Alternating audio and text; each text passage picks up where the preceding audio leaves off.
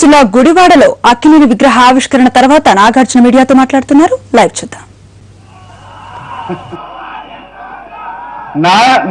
నాన్న పిల్లలవని మేము ఎంతో గొప్పగా ఫీల్ అయ్యాం, కానీ ఇక్కడికి వచ్చిన తర్వాత గర్వపడుతున్నాం మేమందరం.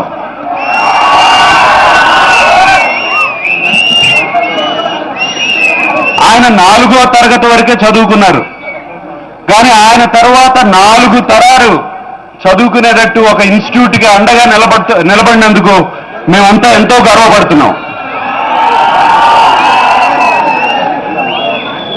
మేము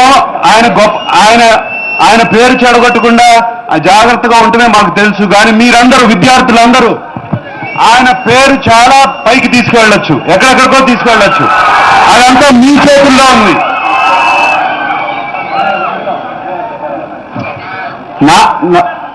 నాకు కానీ మా ఫ్యామిలీకి కానీ నాన్నగారి స్టాట్యూ పెడతామంటే ఇష్టం లేదు. ఆయన ఇంకా మా మధ్యనే ఉన్నారని ఫీలింగ్. కానీ యార్లగడ్డ లక్ష్మీప్రసాద్ గారు ఇక్కడ ఏఎన్ఆర్ కాలేజ్లో స్టాట్యూ పెడుతున్నారు అనగానే మేము అందరూ వచ్చాం, ఎందుకంటే మీరందరూ దాన్ని జాగ్రత్తగా చూసుకుంటారని. ఈ ఊరు పేరు గుడివాడ. నాన్న విద్యాలయాలను ఎప్పుడు దేవాలయాలు అనుకుంటారు, ఆయన దేవాలయంలోకే వచ్చారు ఇక్కడికి.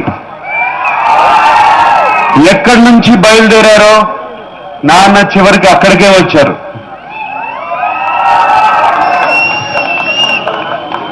మీరందరూ మా నాన్నగారిని బాగా చూసుకుంటారని,